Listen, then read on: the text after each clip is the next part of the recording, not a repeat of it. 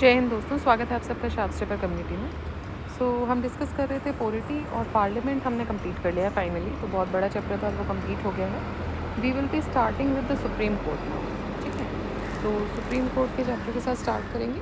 1 या 2 वीडियोज़ में ये चैप्टर कंप्लीट हो जाएगा और उसके बाद फिर हम आगे कंटिन्यू करेंगे। Let's start with this chapter of supreme court. और देखिए, इसके अलावा हम डिस्कस कर रहे हैं बायोलॉजी, और बायोलॉजी रनिंग है। इसके अलावा 4 कंप्लीट प्लेलिस्ट भी हैं जो अवेलेबल हैं चैनल पे, तो वो भी आप चेक कर सकते हैं अकॉर्डिंगली। हिस्ट्री, इकोनॉमिक्स, इकोलॉजी और जोग्राफी। और करंट अफेयर्स के लिए आई दृष्टि घटना चक्र करंट अफेयर्स की प्लेलिस्ट भी अवेलेबल है, तो वो भी आप चेक कर सकते हैं, ठीक है। चलिए, तो स्टार्ट करते हैं क्वेश्चन नंबर 1 के साथ। When was the supreme court inaugurated in India? Inauguration कब हुआ था सुप्रीम कोर्ट का? तो देखिए, सुप्रीम कोर्ट का इनॉग्रेशन हुआ था 28 जनवरी 1950 को, ठीक है। 28 जनवरी 1950 को इनॉग्रेशन हुआ था सुप्रीम कोर्ट का। The sanction strength of supreme court of India is. अब देखिए, सुप्रीम कोर्ट जब स्टेब्लिश हुआ था, वो हुआ था according to part 5 of the constitution, chapter 4, article 124, ठीक है। और ये हाईएस्ट जुडिशियल फॉर्म है, फाइनल कोर्ट ऑफ अपील भी है ये। एस्टेब्लिशमेंट ऑफ सुप्रीम कोर्ट की बात करें तो इसका कॉम्पोजिशन और जुरिस्डिक्शन जो था वो आर्टिकल 124 से 147 के अंतर्गत दिया हुआ है ना। इनिशियली ड्यूरिंग 1950 सुप्रीम कोर्ट में एक चीफ जस्टिस होते थे एंड 7 अदर जजेस होते हैं। 1956 में नंबर ये जो था ये बढ़ के 11 हो गया, and then it kept rising to 14, 18, 26, 31 and 1 including the chief justice in 1960, 78, 86 and 2008 respectively. Now it is noteworthy that Supreme Court, the number of judges, Amendment Act 2019 has increased the number of judges in Supreme Court from 31, that was 30 plus 1, to 34, that is 33 plus 1. तो currently अगर हम देखें तो total 34 जजेस हैं supreme court में, including the CJI, ठीक है। 34 मतलब 33 जजेस and plus 1 is CJI। Next, the supreme court consist of chief justice and, तो देखिए 2007 का क्वेश्चन है। 2008 में हमने देखा कि देयर वाज इंक्रीज हुआ था यहाँ पे ये। आंसर इनमें से कुछ भी नहीं होगा। अगेन हमने इसका आंसर देख ही लिया ऊपर। नेक्स्ट देखते हैं, the current sanctioned strength of जजेस of supreme court is. Again अभी हो जाएगा करंट सैंक्शन स्ट्रेंथ, तब की बात करें तो मे बी 31 था, अभी 34 हो गया। According to a decision taken by the cabinet in the February 2008, the government would increase the strength of judges in the Supreme Court. Now under this decision, apart from Chief Justice of India, Supreme Court would then have, अब ये question again 2004 का है, हमें 2025 के हिसाब से देखना है। सो इट इज़ 33 + 1, याद रखिएगा। अभी तक 2019 के अमेंडमेंट के बाद 33 + 1 रहा है। नेक्स्ट देखते हैं, supreme court in India was established. So it was established bye an act of parliament 1950, under the Indian independence act 1947, under the Indian government act 1953, या बाय इंडियन कॉन्स्टिट्यूशन। तो इंडियन कॉन्स्टिट्यूशन के द्वारा ये setup किया गया था। It is succeeded the federal court of India which was established under the government of India act 1935। Of the following statements which one is not correct? Supreme court was constituted in 1950, ठीक है। Supreme court is the highest court of appeal in the country, ठीक है। Supreme court can hear from any high court tribunals except court martial. देखिए, ये statement गलत है। ये supreme court can hear from any high court tribunals as well as from court martial. तो देखिए, armed forces tribunal act 2007 ये बोलता है that court martial can be appealed in supreme court, आप अपील कर सकते हो। Next, the power to increase the number of जजेस in the supreme court of India is vested in, so it is vested in the parliament, ठीक है। 124 of the Constitution provides for the formation of Supreme Court. Power to increase the number of judges is vested in the Parliament. Now, judge of the Supreme Court may resign his or her office by writing a letter to, तो किसको लिखेंगे? ये अपना इस्तीफा जो है, जो resignation letter है, वो किसके लिए लिखेंगे? प्रेसिडेंट के लिए लिखेंगे।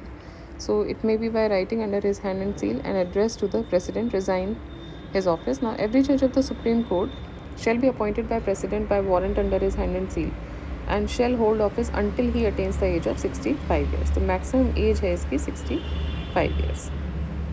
Who appoints the judge of Supreme Court of India? So it is appointed by president. What is the retirement age of the judges of Supreme Court? Supreme Court के judges की retirement age है 65. A judge of the Supreme Court may resign his office by writing to the again president. Next, how can a judge of the Supreme Court be removed? देखिए, by the president on the recommendation of parliament. So according to article 124 clause 4, judge of Supreme Court cannot be removed from his office except by an order of the president which is passed after an address in each house of the parliament. और उसको support करेगा a majority of total membership of that house and by a majority of not less than 2/3 of the members present and voting, and presented to the president in the same session for such removal on the ground of proved misbehavior or incapacity. A person who has been a judge of Supreme Court is debarred from practicing in any court of law or before any authority in India. Impeachment जो word है, it is used only to remove the president. The term impeachment is not used to remove the judge of a Supreme Court or High Court. जो the word remove, ये जो है, it has been used in the constitution to remove them. ठीक है.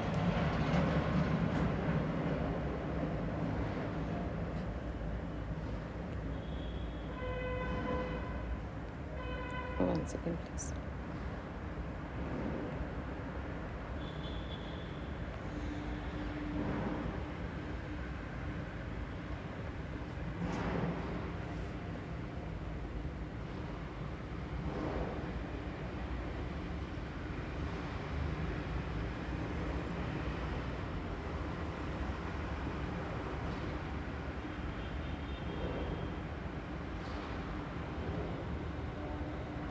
I think हम ज़्यादा आगे आ गए हैं.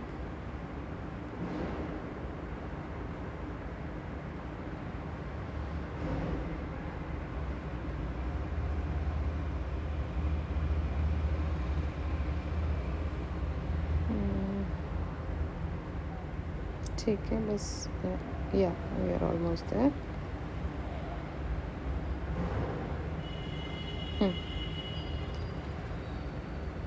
ठीक है. सो ये हमने कर लिया था, हाउ कैन अ जज बी रिमूव्ड.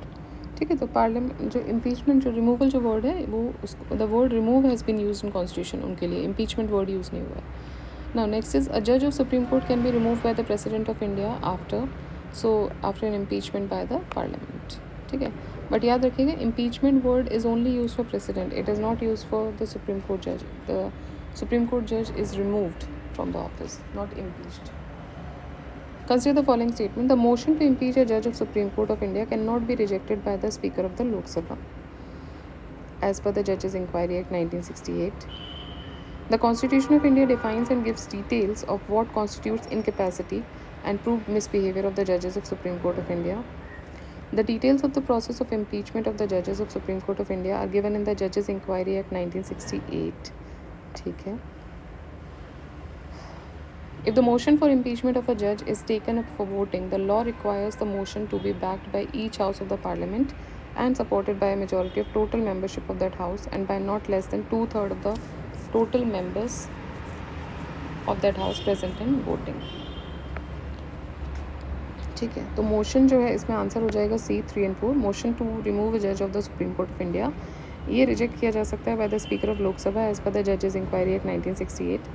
डिटेल्स जो हैं इसकी they are given in the जजेस inquiry act 1968. Article 124A of a judge of Supreme Court shall not be removed from his office except by the order of the President, which is passed after an address by each house of the Parliament, supported by a majority of total membership of the House and by a majority of not less than 2/3 of the members of that House present and voting, and has been presented to the President in the same session for such removal on the ground of proved misbehavior या फिर incapacity.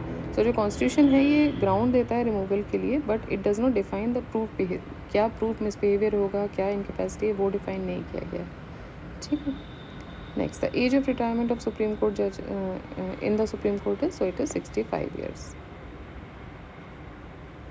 High court की 62 years. द age of a judge of Supreme Court of India shall be determined by such authority and in such manner as the Parliament may by law provide, inserted by. So it was inserted by 15th Constitution Amendment Act 1963. Now it says that the age of judge of Supreme Court of India shall be determined by such authority and in such a manner as the Parliament may by law provide. 16th Constitutional Amendment Act 1963, herein after the bill, was informally referred to as Anti-Secession Bill. ठीक है. और इसने क्या किया था, it was design to prevent the local political leaders in different regions with in India from using the electoral process to peacefully propagate the secession from the union. 17th constitutional amendment act 1964 में आया था और ये डील करता है with the amendment to the article 31A। And 18th constitutional amendment act 1966 में आया था, इसने अमेंड किया था आर्टिकल 3 को and in order to clarify the state in clause A to E of that article. ठीक, चलिए। नाउ सैलरीज ऑफ जजेस of supreme court are determined by, तो सैलरी डिटरमाइन करती है पार्लियामेंट। आर्टिकल 125 क्लॉज 1 कॉन्स्टिट्यूशन के हिसाब से there shall be paid to the judges of Supreme Court such salaries as may be determined by the Parliament by law until provision in that behalf is so made, and such salaries are specified in the second schedule. Now, what is the provision to safeguard the autonomy of the Supreme Court of India? ठीक है, 4 options हैं इसमें, मतलब 4 आपको multiple statements दिए हुए हैं। While appointing the judges of the Supreme Court, the President of India has to consult the Chief Justice of India. ठीक बात है। The judges of Supreme Court can be removed by the Chief Justice of India only. नहीं। The salaries of the judges are charged on the Consolidated Fund of India, to which legislature does not have to vote. ठीक है। All appointments of officers and staffs of the Supreme Court of India are made by the government only after consulting the CJI. तो देखिए इसमें answer है 1 and 3, देख लेते हैं एक बार। सुप्रीम कोर्ट को गार्डियन ऑफ द कॉन्स्टिट्यूशन बोला गया है। जजेस ऑफ द सुप्रीम कोर्ट ये रिमूव किए जा सकते हैं by order of president, which must be supported by a special majority of each house of parliament and not by the chief justice of India. Now, while appointing the Supreme Court judges, President of India को consult करना पड़ेगा chief justice के साथ to safeguard the autonomy of the Supreme Court, as this provision curtails the absolute discretion of executive as well as it ensures that the judicial appointments जो हैं they are not based on any political or practical considerations. Salaries of the judges जो हैं they are charged on Consolidated Fund of India. सो 1 और 3 तो सही हो जाते हैं। चीफ जस्टिस अपॉइंट कर सकते हैं officers and servants of supreme court without any interference of the executive. Also he can prescribe their condition of services. ठीक है, नेक्स्ट। द जजेस of supreme court after retirement are permitted to carry practice before supreme court only, high court only, both supreme court and high court, या none of the above. नहीं, उनको permission नहीं होती। Article 124 clause 7 जो है, it says that no person who was held office as a जज of supreme court shall plead or act in any court or before any authority within the territory of India, while Article 220 of the Constitution provisions that no person who after the commencement of this Constitution has held as a permanent judge of a high court shall plead or act in any court or law except Supreme Court and other high courts. ठीक है, next. Acting chief justice of supreme court of India is appointed bye, acting chief justice को भी president ही appoint करते हैं। Article 126 में बोला गया है the acting chief justice of supreme court is appointed by the president of India, और ये किया गया it is done at the post of chief justice is vacant and he is unable to discharge his duties. So कोई provision नहीं है additional जजेस का supreme court में। ठीक है, सो एक्टिंग चीफ जस्टिस को अपॉइंट किया जाता है इस केस में। Which of the following types of जजेस और जज can be appointed in the supreme court of India? Ad hoc जजेस और एडिशनल जजेस। तो देखिए पहला तो कर सकते हैं, एडॉक कर सकते हैं, एडिशनल नहीं कर सकते हैं। Acting Chief Justice of India is appointed by, so it is appointed by President. With reference to Indian judiciary, consider the following statements. Now, any retired judge of the Supreme Court of India can be called back to sit and act as a Supreme Court judge by CJI with prior permission of the President of India. ठीक है, under certain circumstances आप बुला सकते हो। A High Court in India has the power to review its own judgment as the Supreme Court does. ये भी ठीक बात है, रिव्यू कर सकते हैं दोनों। So, as per Article 128, Chief Justice of India may at any time with the previous consent of the President request any person who was held the office of a judge of Supreme Court of the Federal Court or who has held the office of a judge of a High Court and is duly qualified for appointment as a judge of Supreme Court to sit and act as a judge of the Supreme Court. So, he can be called by Chief Justice of India. Article 215 की बात करें तो High Court जो है they can be called Court of Records. Every High Court shall be a court of record and have all the powers of such court, including the power to punish for the contempt of itself. Next, the judges of Supreme Court of India are appointed by the President in consultation with the Chief Justice of Supreme Court. तो जजेस को भी appoint करते हैं president, लेकिन consultation किसका होता है? CJI का। Article 124 clause 2 of Indian constitution, every जज of supreme court shall be appointed by the president. कौन अपॉइंट करेगा? प्रेसिडेंट करेंगे, लेकिन कंसल्टेशन किससे होगी? विद जज with such of the judges of the Supreme Court and High Court in the state as the President may deem necessary for the purpose. However, in case of a judge other than the Chief Justice, the Chief Justice of India shall always be consulted. Consultation with the Chief Justice of India was made obligatory by a decision made in 1993. 1998 में supreme court ने clear कर दिया था कि chief justice of India consultation means consultation of collegium. तो chief justice of India से अगर आप कंसल्ट करो दैट मीन्स आप कोलेजियम से कंसल्ट कर रहे हो, जिसमें कि चीफ जस्टिस होंगे और 4 अदर सीनियर मोस्ट जजेस भी होंगे. ऑलराइट. एडहॉक जजेस are appointed in supreme court when. Ad hoc जजेस अपॉइंट होते हैं सुप्रीम कोर्ट में जब कोई कोरम नहीं होता है जजेस का अवेलेबल तब.